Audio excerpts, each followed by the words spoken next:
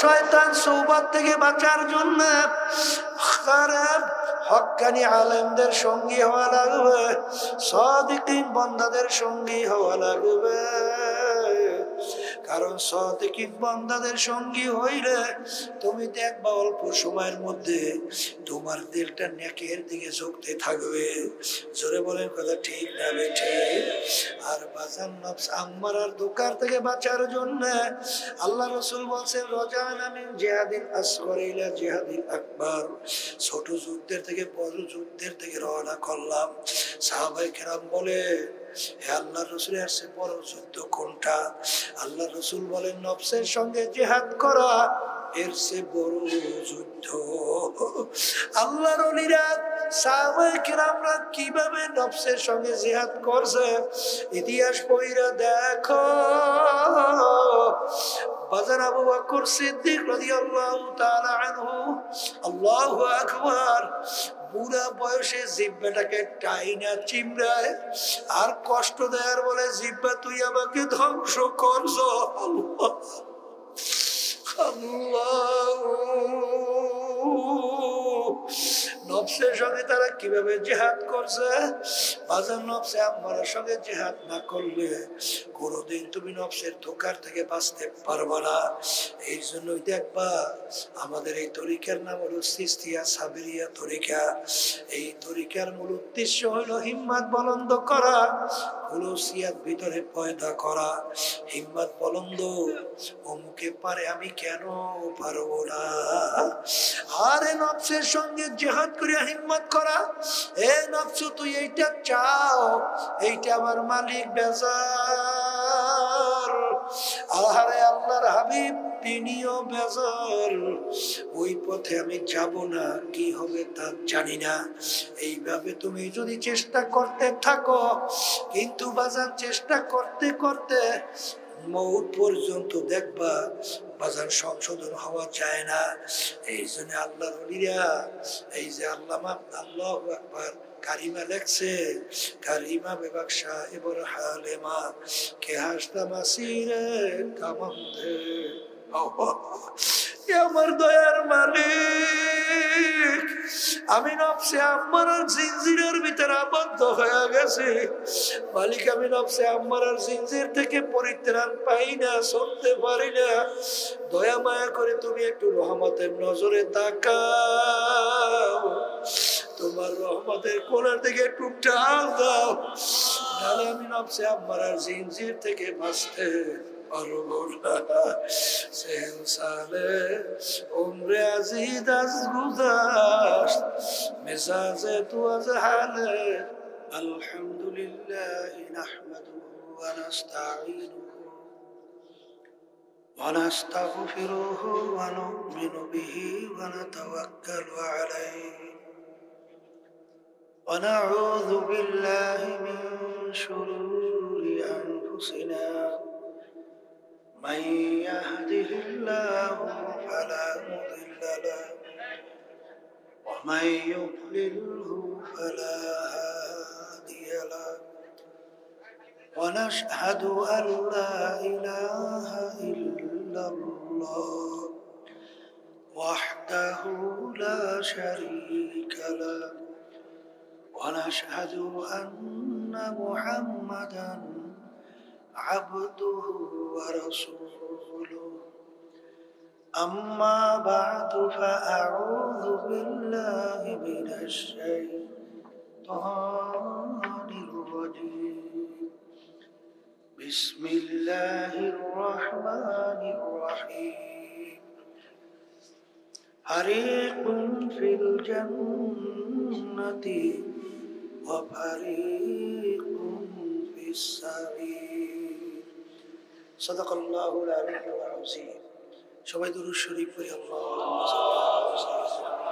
সাল্লি আলা হাবিবিনা ওয়া মাওলানা মুহাম্মদ সাল্লাল্লাহু আলাইহি ওয়া আলা আলিহি ওয়া আসহাবিহি ওয়া বারাকা ওয়া সাল্লাম। শুকরিয়া আদায় করতেছি মহান রব্বুল আলামিনের দরবারে। রব্বুল আলামিন এত রাত্র পর্যন্ত কষ্ট স্বীকার করে দ্বীনি মাহফিলে বসার, দ্বীনি আলোচনা করার, শোনার তৌফিক দান করছেন। শুকরিয়া তান বলি আলহামদুলিল্লাহ। অনেক লোকের কানে মাহফিলের দাওয়াত পৌঁছার পরেও অনেকের সুযোগ থাকা সত্ত্বেও আসে নাই। আবার তালাশ করলে দেখবেন বহু দূর থেকে কষ্ট স্বীকার করে আমার অনেক ভাইরা মাহফিলে পাগলের মতো সুইটে চলে আসছে। কিয়ামতের ময়দান আল্লাহ রাব্বুল আলামিন বান্দা বান্দাকে মাফ করার জন্য ওসিলা তালাশ করবে। যারা মাহফিলে আমরা আসছি নিয়ত যাদের সহি, এই ওসিলা আল্লাহ রাব্বুল আলামিন মাফ করে জান্নাতের ঘোষণা দিতে পারে। আমার দাদাজান আব্বাজান চরমনের জমিনে ঘুমায় আছে। আমার আব্বাজান বলতেন তিনি মাহফিলে প্রথম থেকে শেষ পর্যন্ত থাইকা বাড়ি বিদায় হয়ে চলে গেলে আমল নামার মধ্যে আবার ওই শব্দটা যে বারবার টাক লাগবে আছে, কই নাই, যদি শব্দ কমাইতে কই নাই,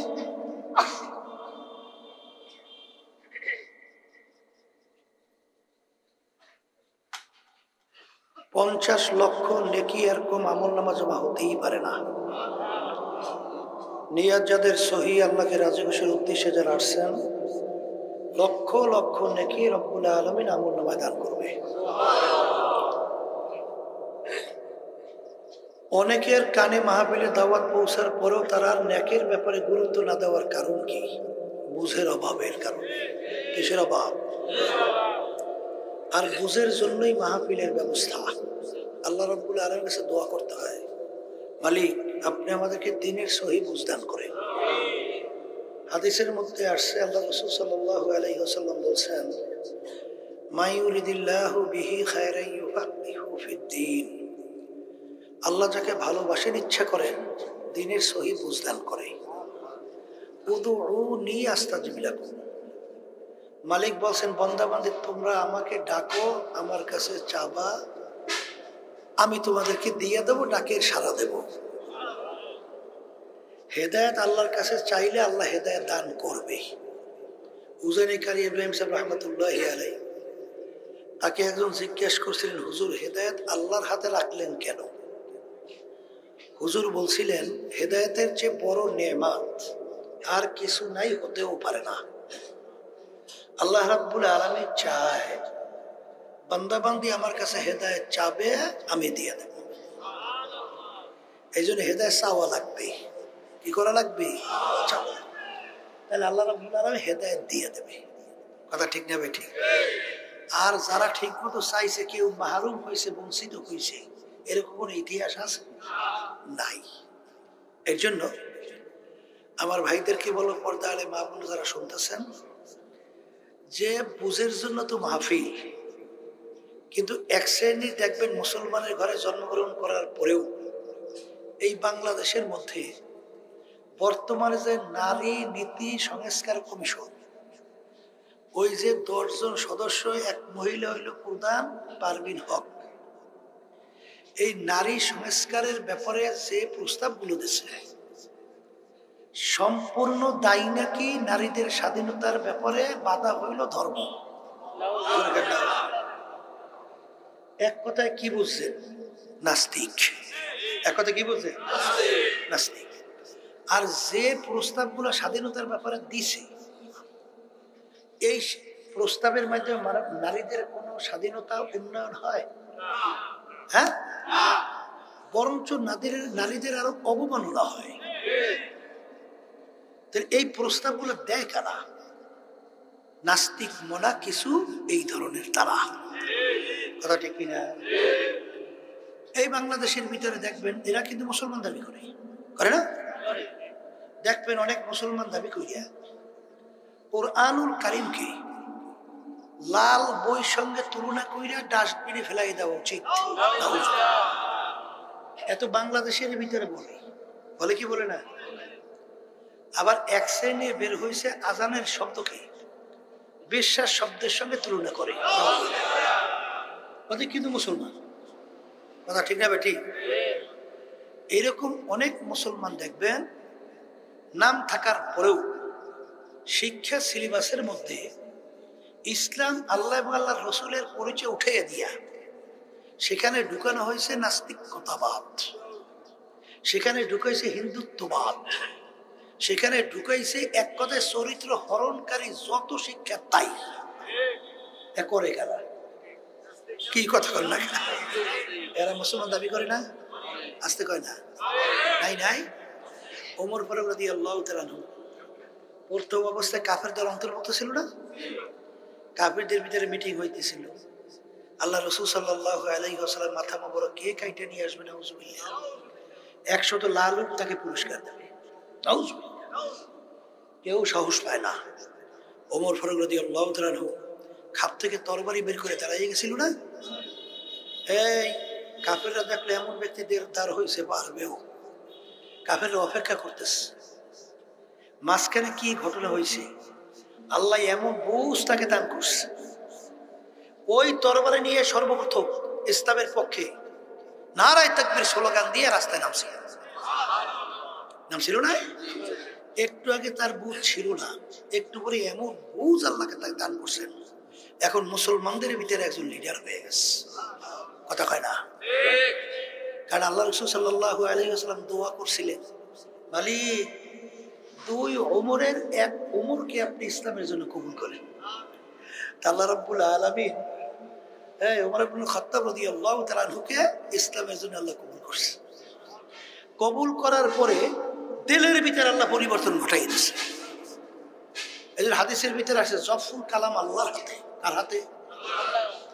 আল্লাহ রাসূল সাল্লাল্লাহু আলাইহি ওয়াসাল্লাম তার আত্মীয় স্বজন চাচাজান সহ কাফেরদেরকে দাওয়াত দিতে যাইয়া যখন মুসলমান হয় না, ঈমান আনে না, তখন প্রেশার হয়ে গেছিল না।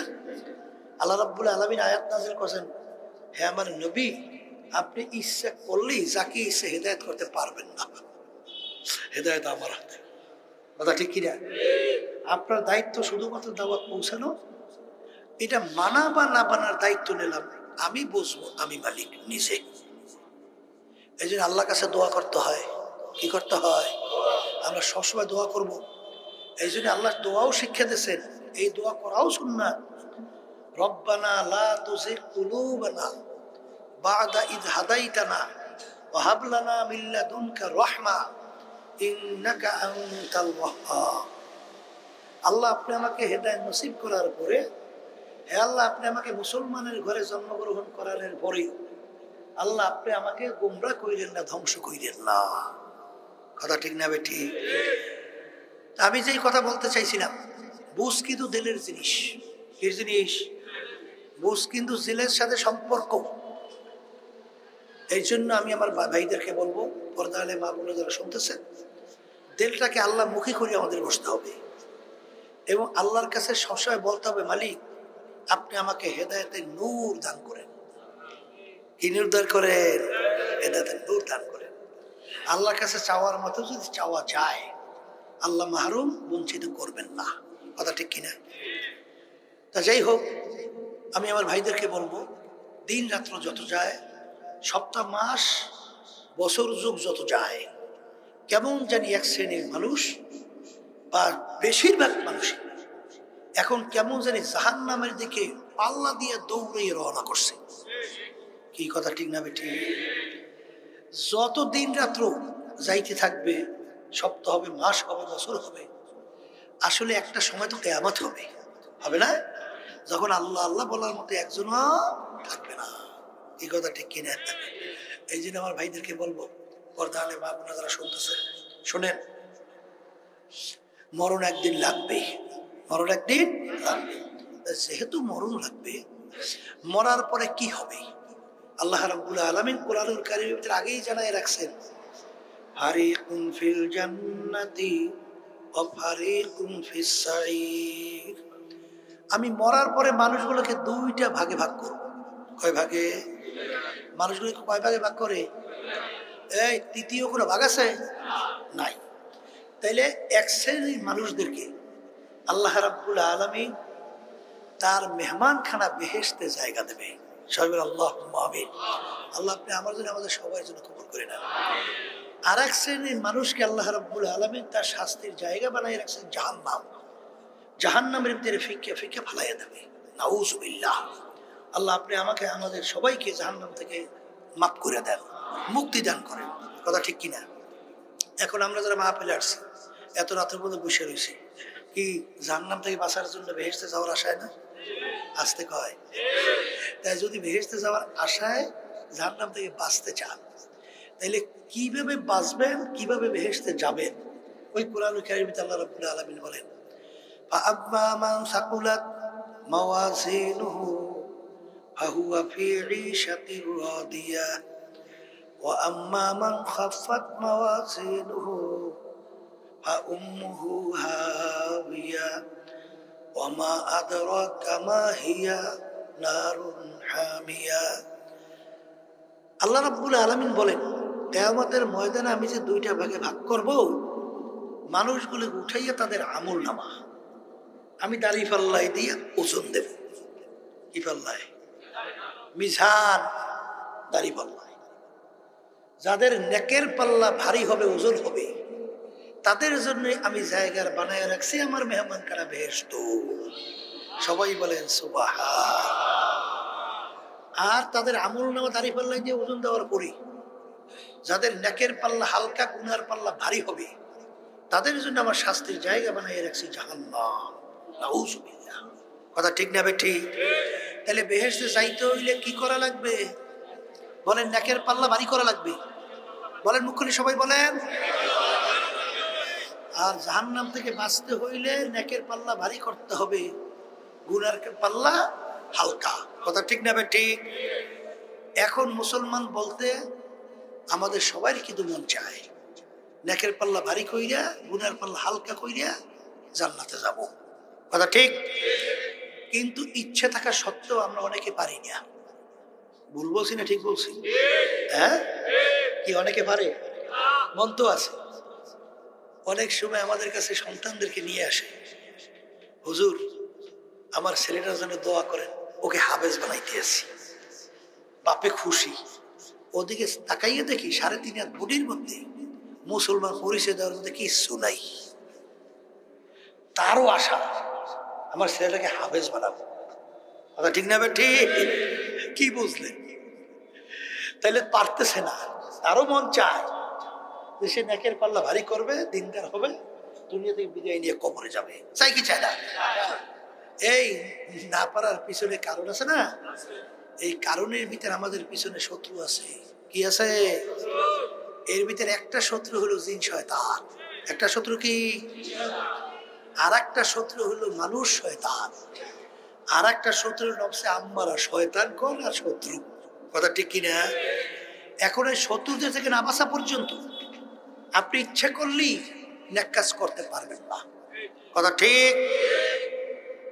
এখন এই শত্রু থেকে বাঁচার জন্য আল্লাহ রাব্বুল আলামিন আপনাকে আমাকে হুকুম করছেন, ওয়াকুনু মা'আস সাদিকিন। তোমরা সাদিকিন বান্দাদের সঙ্গী হয়ে যাও। সবাই বলি সুবহান।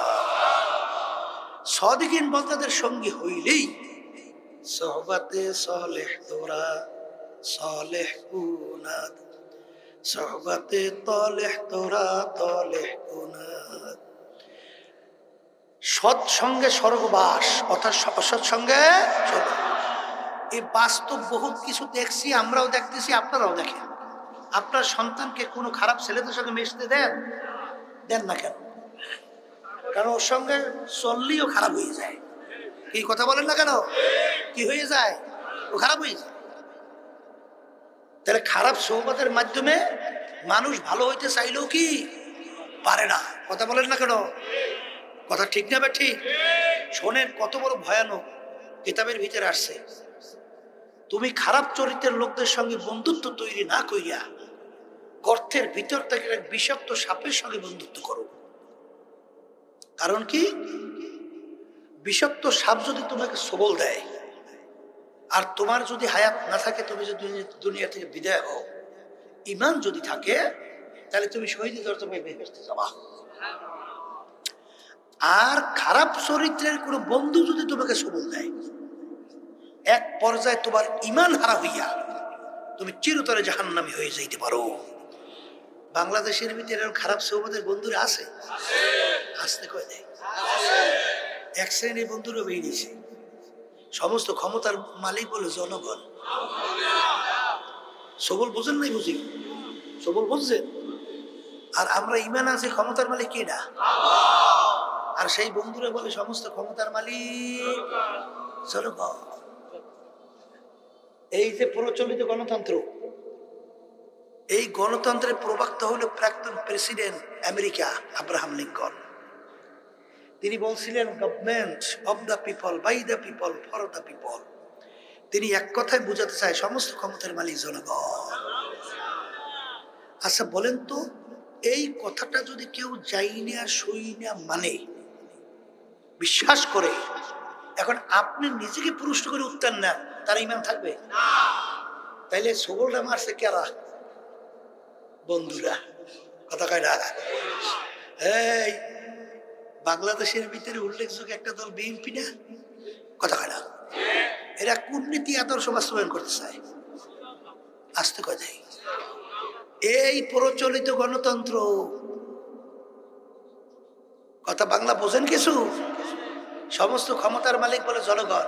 আমার ঢাকা মনে আছে, হয়তোবা 15-20 বছর বা কম বেশি হইতে পারে, রাস্তার সাইনবোর্ডের ভিতরে লেখা উপরে উপরে, বাংলা তখন 12 কোটি জনগণ ছিল বাংলাদেশে প্রায়, বলে বাংলাদেশে 12 কোটি জনগণ আমার প্রভু। সবল তো বেশি লাগে না? সবল বেশি লাগে? আসতে কয় না? সবল বেশি লাগে।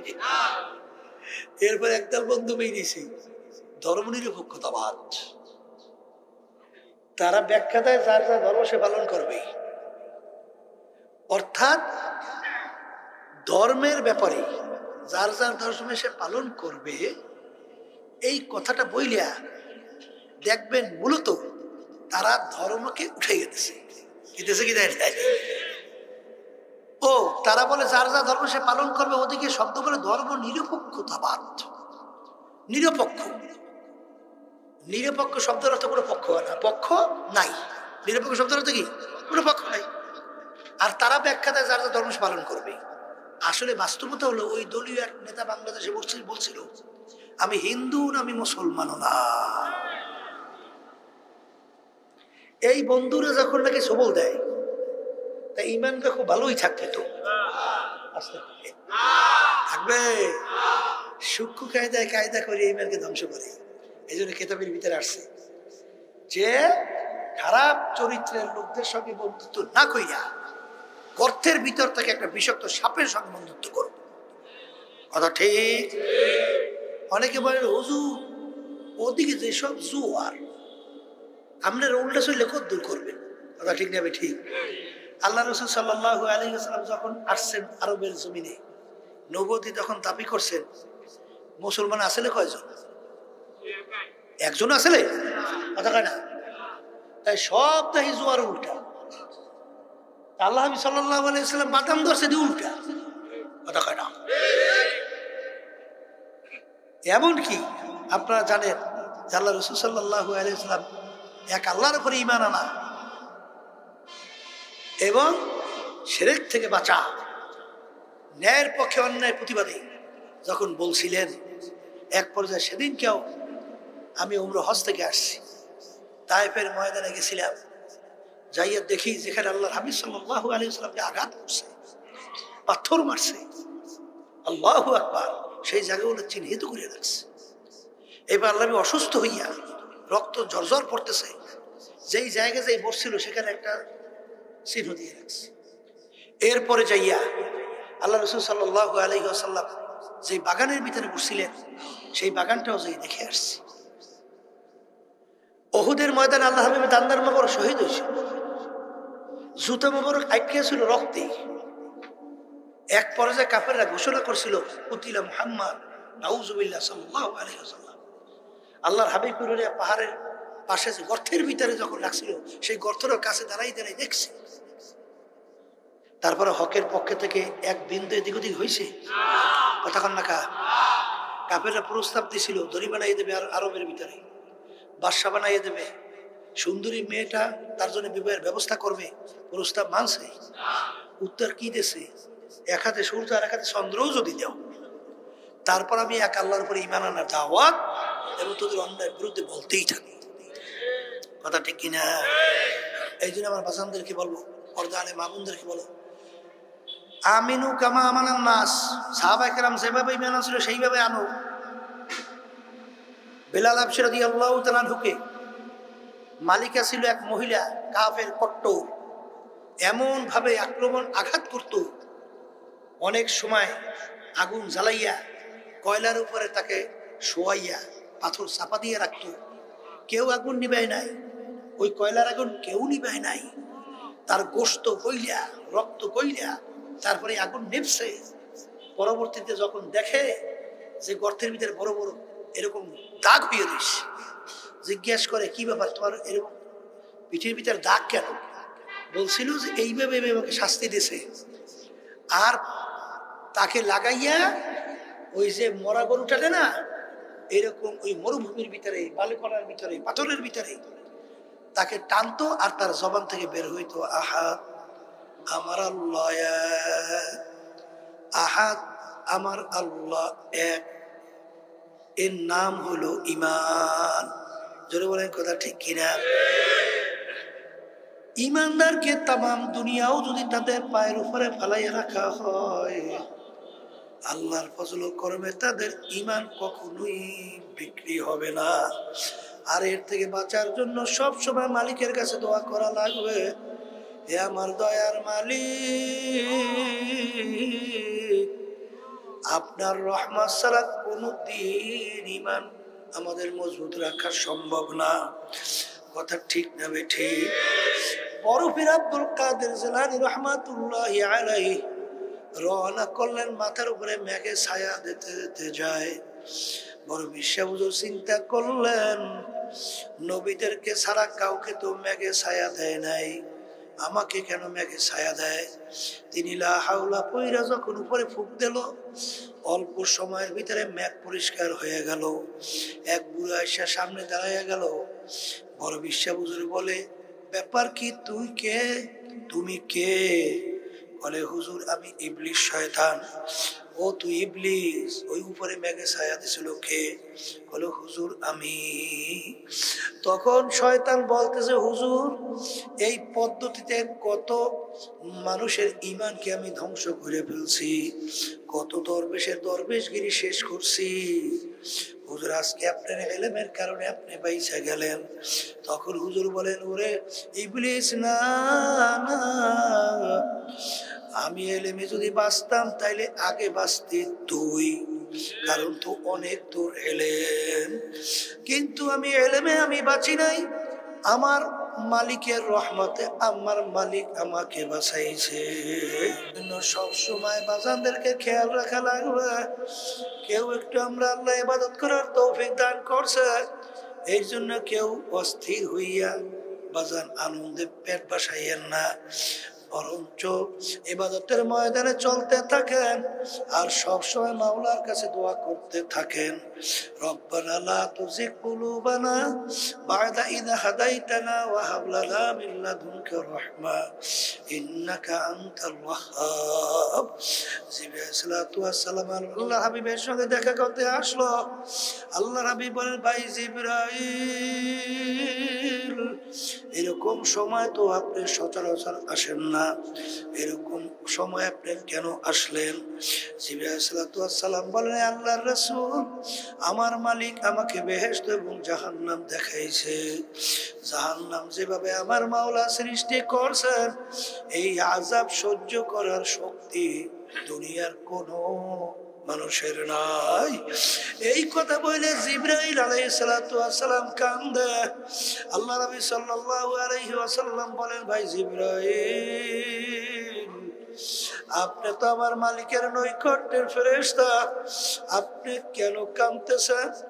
জিবরাইল আলাইহিস সালাতু ওয়াস সালাম বলে, হে আল্লাহর রাসূল, ইবলিস তো মাওলার নৈকট্যের ছিল, ইবলিসের ব্যাপারে আমার মালিকের কি সিদ্ধান্ত হইল? আরে চিরতরে জাহান্নামের হুকুম দিয়া বের কইরা দিল।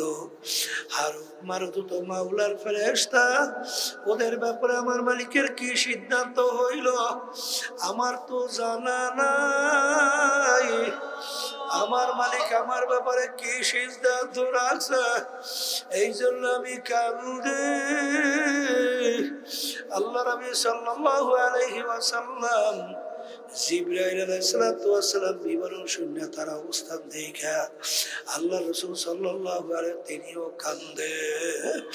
জিবরাইল আলাইহিসসালাতু ওয়াসসালাম চলে যাওয়ার পরে আল্লাহ নবী সাল্লাল্লাহু আলাইহি ওয়াসাল্লাম মসজিদে নববীর ভিতরে ঢুকলেন।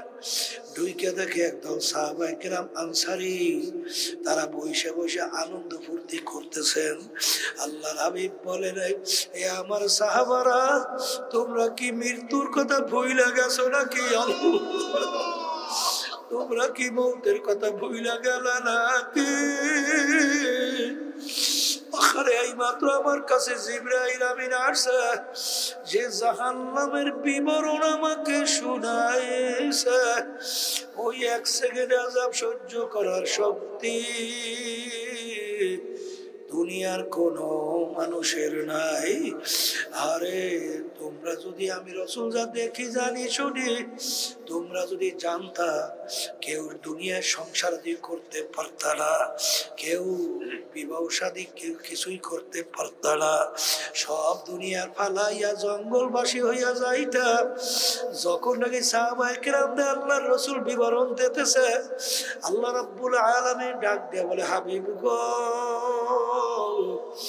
আপনাকে দুনিয়াতে আমি পাঠাইছি শুধু আমার বান্দাদেরকে ভয় দেখাবার জন্যই না, আমার বান্দাদেরকে আপনি বাশীরা ওয়া নাযীরা, ভয় দেখাবেন, সুসংবাদ দিবেন। আপনি আমার বান্দাদেরকে শুধু কেন ভয় দেখান? আরে এরপরে ইতিহাসে দেখা যায় যতদিন আল্লাহ রাসূল সাল্লাল্লাহু আলাইহি ওয়াসাল্লাম বাইচা ছিল, মুখ বহিরা জোরে উচ্চ স্বরে আর মুখ বহিরা ককা হাসি জীবনে আর একবারও দেয় না। আল্লাহর বান্দারা, পর্দার আড়ালের মা বোনেরা, আমার মালিকের কাছে সব সময় দোয়া করা লাগবে। শয়তানের শত্রুর থেকে বাঁচা লাগবে, কারণ আমার মালিক বলেন, ইন্না শাইতানা লাকুম আদুউন ফাত্তাখিযুহু আদুওয়া। শয়তান তোমাদের জাহির বাহির প্রকাশ্যে শত্রু। বাজার শয়তান শুধু কলবের ভিতরে বৈশা তারপর তোমাকে আমাকে গুনার ভিতরে লিপ্ত করায়। আল্লাহ রাব্বুল আলামিন বলেন, শয়তান দুনিয়া এবং দুনিয়ার চাকচিক্যময় এমন ভাবে তোমাদের কাছে উপস্থাপন করে, ওইটা দেখা তোমাদের মন দিল ওদিকে ঝুইকা যায়, ওদিক থেকে ফেরা বড় কষ্ট।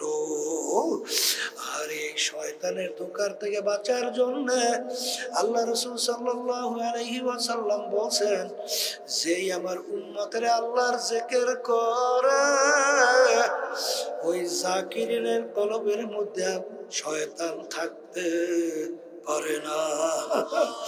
শয়তান জাকিরিনের জিকির শোনার সঙ্গে সঙ্গে কলব থেকে ভাইগা যায়। এই জন্য আমার বাজানদেরকে বলবো, পর্দালে মা বোনদেরকে বলবো, দেখো ঠিক মতো বিশেষ করে সকাল সন্ধ্যায় যেই আল্লাহর বান্দা বান্দিরা আমার মাওলার জিকির করে, দেখো তাদের চোখের দিকে তাকাইয়া তাদের চোখের ভিতরে গুনার কথা যখন মনে পড়ে, জাহান্নামের আযাব ও গজবের কথা মনে পড়ে, কবরের কথা যখন মনে পড়ে, কিয়ামতের ময়দানের কথা যখন মনে পড়ে, তখন তাদের দুই চোখ থেকে পানি বাইয়া বাইয়া টপ টপ টপ টপ কইরা পড়তে থাকে। আর বাজান দেখবা যাদের ভিতরে আমার মাওলার জিকির নাই, ওদের চক্ষু কিন্তু শুকনা চক্ষু, ওদের কলব কিন্তু শক্ত কলব। কথা ঠিক না ঠিক? কারণ আল্লাহ রাসূল সাল্লাল্লাহু আলাইহি ওয়াসাল্লাম বলেন, যখন আমার উম্মতেরা বান্দা বান্দিরা একটা গুনার কাজ করে, কলবের ভিতরে একটা কালো দাগ পইরা যায়। আরে যদি তাওবা ইস্তেগফার পড়ে তখন এই দাগটা উঠে আবার কলব পরিষ্কার হয়ে যায়। আর যদি তাওবা ইস্তেগফার না পড়ে আবার গুনাহ করলে আর একটা দাগ পড়ে, এরকম দাগ পড়তে পড়তে পড়তে পড়তে পড়তে এক পর্যায়ে কলবটা বেরাইমা কলবে পরিণত হয়ে যায়। তখন তার কাছে নামাজ ভালো লাগে না, তার কাছে রোজা ভালো লাগে না, তার কাছে সুন্নাত তরিকা ভালো লাগে না, আল্লাহর হুকুম নবীর তরিকা অনুযায়ী চলতে ভালো লাগে না। তখন তাদের চোখেও পানি আসে না, গুনাহ করলে তাদের দিল চামড়া একটু কাঁপেও না। এই বাস্তবতা আছে না নাই? কারণ বাজান তোমার রোগ হইয়া যদি জিহ্বা নষ্ট হইয়া যায়, যত ভালো খাদ্য তোমার জিহ্বার ভিতরে দাও, ভালো খাদ্য ভালো লাগে না, সব তিতা তিতা লাগে। এটা কিন্তু বাজান খাদ্যের দোষ না, রোগের কারণে তোমার জিহ্বা নষ্ট হয়ে গেছে। বাজান তোমার যে নামাজ রোজা ভালো লাগে না, ওয়াজ নসিহত ভালো লাগে না, উলামায়ে কেরামকে ভালো লাগে না, কারণ হইল গুনাহ করতে করতে করতে করতে তোমার দিলটা বেরাইমা কলবে পরিণত হইয়া গেছে। এখন তোমার কাছে নামাজ ভালো লাগে না, রোজা ভালো লাগে না, আল্লাহর হুকুম নবীর তরিকা অনুযায়ী চলতে ভালো লাগে না। বাজার ওই যে জমিদার গোলাম নিয়ে রওনা করলো, বাজার জমিদারের কলব তো নষ্ট হয়ে গেছে, গোলামের কলব তো আল্লাহর ফজলে গুনাহমুক্ত হয়ে গেছে। নামাজের সময় গোলাম বলে, হুজুর আমাকে একটু সুযোগ দেন, আমি একটু নামাজ পড়ে আসি। গোলাম বলে, টিটকারি মাইরা তুই নামাজ পড়িয়া কি পাইছো? তুই তো গোলাম গোলামি রয়ে গেলি, আমি দেখ কত বড় স্টেটের মালিক, আমার কত সম্পদ, আমার কত সম্মান। গোলাম বলে, হুজুর একটু পা ধরছি, কথার কথা একটু নামাজ আদায় করে আসি। হারে জমিদার টিটকারি মাইরা বলে, যা। গোলাম মসজিদের ভিতরে ঢুকলো, বাজার সময় যায়, গোলাম তো মসজিদ থেকে বের হয় না। এখন জমিদার ডাক দিয়ে বলে, গোলাম তুমি কেন আসো না? গোলাম ডাক দিয়ে বলে, হে জমিদার, হে মালিক, আমাকে মসজিদ থেকে বের হতে দেয় না। শোনার সঙ্গে সঙ্গে জমিদারের মেজাজ গরম, কে আমার গোলামকে আটকাইয়ে রাখতে পারে? হাত দিতে যখন মসজিদের কাছে গেল, গোলামকে ডাক দিয়া বলে, গোলাম তোকে কে আটকাইয়ে রাখছে? গোলাম ডাক দিয়ে বলে, মালিক, যেই আমার আল্লাহ আপনাকে মসজিদে আসতে দেয় না, ওই মালিক আমাকে মসজিদ থেকে বের হতে দেয় না। দুজনেই তো মানুষ, দুজনেই তো মানুষ। একজন নামাজের ধারে কাছেও যায় না, আর একজন মসজিদে ঢুকলে বের হতে মন চায় না, কারণ তার কলবটা সুস্থ কলব। এই জন্য আমার বাজানদেরকে বলবো, পর্দা আলে মা বোনদেরকে বলবো, যারা বেহেশতে যাইতে চাও নেকের পাল্লা ভারী করা লাগবে। আর নেকের পাল্লা ভারী করতে হইলে শয়তানের ধোঁকার থেকে বাঁচা লাগবে। জোরে বলে কথা ঠিক না ঠিক? আর শয়তানের ধোঁকার থেকে বাঁচার জন্য আমি বলি নাই, আল্লাহ আল্লাহ রসুল বলছেন, আমার মালিক বলেন আমার জিকির করো। আল্লাহর হাবিব বলে, লিকুল্লি শাইইন সিকালা ওয়া সিকালাতুল কুলুবি যিকরুল্লাহ। আমার মালিকের জিকির করলে ওই ময়লা গুনাহযুক্ত কলব আল্লাহর ফজল করবে, ভালো কলবে পরিণত হয়। আল্লাহর জিকির লাগবে কি লাগবে না? মানুষ শয়তান সওবাত থেকে বাঁচার জন্য হক্কানি আলেমদের সঙ্গী হওয়া লাগবে, সাদিকিন বান্দাদের সঙ্গী হওয়া লাগবে। কারণ সাদিকিন বান্দাদের সঙ্গী হইলে তুমি দেখবা অল্প সময়ের মধ্যে তোমার দিলটা নেকের দিকে ঝুঁকতে থাকবে। জোরে বলেন কথা ঠিক না ঠিক? আর বাজান নফস আম্মারার ধোঁকার থেকে বাঁচার জন্য আল্লাহ রাসূল বলেন, রাজানা মিন জিহাদিল আসগর ইলা জিহাদিল আকবার। ছোট যুদ্ধের থেকে বড় যুদ্ধের থেকে রওনা করলাম। সাহাবায়ে কেরাম বলে, হে আল্লাহর রাসূলের কাছে বড় যুদ্ধ কোনটা? আল্লাহ রাসূল বলেন, নফসের সঙ্গে জিহাদ করা এর চেয়ে বড় যুদ্ধ আল্লাহর ওলিরা সাহাবায়ে কেরামরা কিভাবে নফসের সঙ্গে জিহাদ করছে ইতিহাস পড়া দেখো। বাজার আবু বকর সিদ্দিক রাদিয়াল্লাহু তাআলা আনহু, আল্লাহু আকবার, বুড়া বয়সে জিহ্বাটাকে টাইনা চিমড়ায় আর কষ্ট দেয়ার বলে, জিহ্বা তুই আমাকে ধ্বংস করছো। আল্লাহ আল্লাহ, নফসের সঙ্গে তারা কিভাবে জিহাদ করছে। বাজার নফসে আম্মারের সঙ্গে জিহাদ না করলে কোনোদিন তুমি নফসের ধোঁকার থেকে বাঁচতে পারবা না। এই জন্যই দেখবা আমাদের এই তরিকার নাম হলো চিশতিয়া সাবিরিয়া তরিকা। এই তরিকার মূল উদ্দেশ্য হলো হিম্মত বুলন্দ করা, খুলুসিয়াত ভিতরে পয়দা করা। হিম্মত বুলন্দ, অমুকে পারে আমি কেন পারবো না। আরে নফসের সঙ্গে জিহাদ করিয়া হিম্মত করা, এ নফস তুই এইটা চাও, এইটা আমার মালিক বেজার। আহারে আল্লাহর হাবিব তিনিও বেজার, ওই পথে আমি যাব না, কি হবে তা জানি না। এইভাবে তুমি যদি চেষ্টা করতে থাকো, কিন্তু বাজার চেষ্টা করতে করতে মৌত পর্যন্ত দেখবা বাজার সংশোধন হওয়া যায় না। এই জন্য আল্লাহর ওলিরা, এই যে আল্লামা আল্লাহু আকবার কারিমা লেখছে, কারিমা বেবাকশা এবার হালেমা কে হাসতা মাসিরে কামন্দে। আমার দয়ার মালিক, আমি নফসে আম্মারার জিনজিরের ভিতরে আবদ্ধ হয়ে গেছি। মালিক, আমি নফসে আম্মারার জিনজির থেকে পরিত্রাণ পাই না, শুনতে পারি না। দয়া মায়া করে তুমি একটু রহমতের নজরে তাকাও, তোমার রহমতের কোণার দিকে একটু টান দাও, নাহলে আমি নফসে আম্মারার জিনজির থেকে বাঁচতে পারবো না। সেন সালে উমরে আজিদ আজ গুজাশত, মেজাজে তু আজ হালে তেফরি নাগাশ। আরে সাদি, তোর তো 40 বছর বয়স হয়ে গেল, এখনো তোর পোলাপনের চরিত্র পরিবর্তন করতে পারো নাই। দেখো এরপরও 40 বছর বয়সেও নিজেকে নিজে সংসদের জন্য কি চেষ্টা করে। আখারে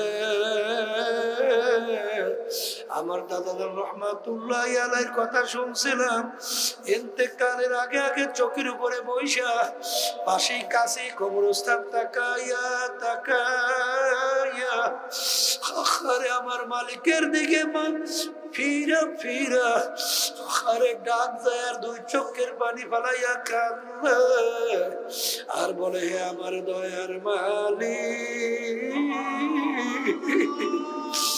তুমি যদি আমাকে মাফ নাই করো, আমি একা কেমনে ওই অন্ধকার কবরে থাকবো। ওই বারজারে বাগানের মধ্যে তো কেউ না, আমার ডানে মাটি বামে মাটি, নিচেও মাটি উপরেও মাটি। মালিক ওই অন্ধকার কবরে কিভাবে থাকবো। কান্দে আর দুই চোখের পানি ভাইয়া ভাইয়া পরে। যাদের জীবনটা মাওলার রাস্তায় কাটাইয়া দিল, তবু মন মানে না কিভাবে অন্ধকার কবরে একা থাকবো। এই জন্য মৌতের মোরাকাবা করো, কবরের মোরাকাবা করো, কারণ এই কবর পথে তো একদিন তো পথিক হওয়া লাগবে। লাগবে না? লাগবে না? হাদিসের ভিতরে আসছে নাফরমান কবরের ভিতরে এই অবস্থায় থাকবে। আমি বলি নাই, আল্লাহ রাসূল সাল্লাল্লাহু আলাইহি সাল্লাম বলছেন, সমুদ্রের ভিতরে কোনো মানুষ যদি পইড়া যায়, আরে সমুদ্রে তুফানে তার মাথা নিচে নিয়ে যায়, আবার বাঁচার জন্য মাথা উপরের দিকে উঠায়, আবার তুফানে তার মাথা নিচে নিয়ে যায়, আবার বাঁচার জন্য মাথা উপরে উঠায়, আবার তুফানে মাথা নিচে নিয়ে যায়। এইভাবে উপরে দিকে ঢেলো ঢেলো তাকায়, উপর থেকে কেউ একটু আমাকে ধরেনি। এই সমুদ্রের ভিতরে মানুষ পড়লে যেরকম অসুবিধা, যেরকম অবস্থায় থাকবে, কবরের ভিতরে নাফরমান এরকম অসহায় অবস্থায় থাকবে। এই জন্য আমার বাজানদেরকে বলবো, পর্দারে মা বোনদেরকে বলবো, এই আমিরাবাদে আমার তো মনে আছে আল্লাহর কুতুবের সঙ্গে এখানে আসতাম। আজকে আল্লাহর কুতুব আমাদের মাঝে না।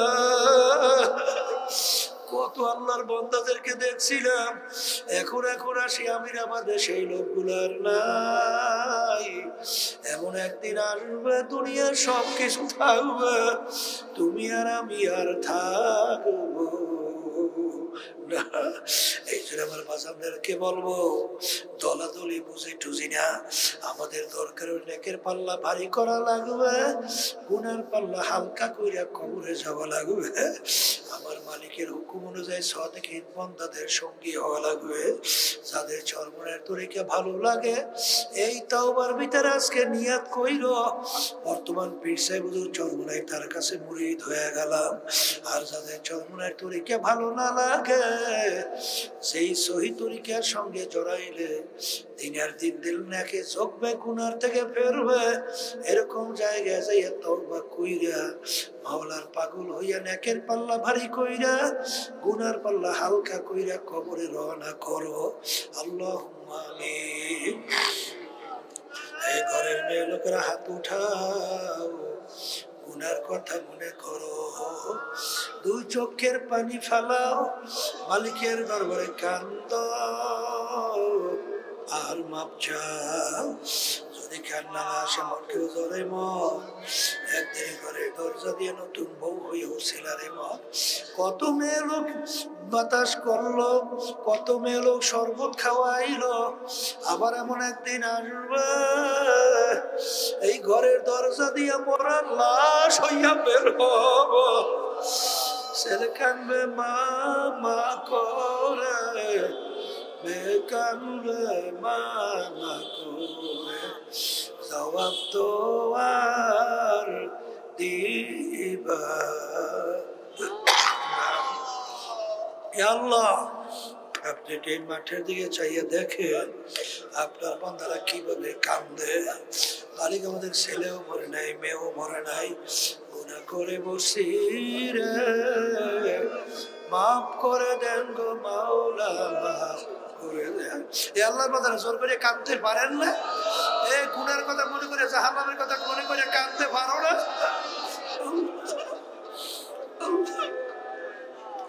আমাদের ছেলেও মরে নেই, মেয়েও মরে নাই, গুনাহ করে পড়ছি, দয়া করে মাফ করে দেন। আল্লাহ যাদের উজলায় মাহফিল হইল, চেষ্টা কাটিয়ে সাহায্য করলো, আমরা যারা উপস্থিত হয়ে গেলাম, আল্লাহ খাস রহমত নাজিল করেন। আল্লাহ আমাদের আম্মা আব্বা আত্মীয় স্বজন যারা কবরে শুয়ে আছে, সবার কবরকে বেহেশতের বাগান বানান। আল্লাহ আমাদের কত মুজাহিদ ভাইরা, মা বোনেরা, দিনদারেরা ওই অন্ধকার কবরে শুয়ে আছে, দয়া মায়া করে কবরকে বেহেশতের বাগান বানান। سبحان ربك رب العزة عما يصفون وسلام على المرسلين والحمد لله رب العالمين।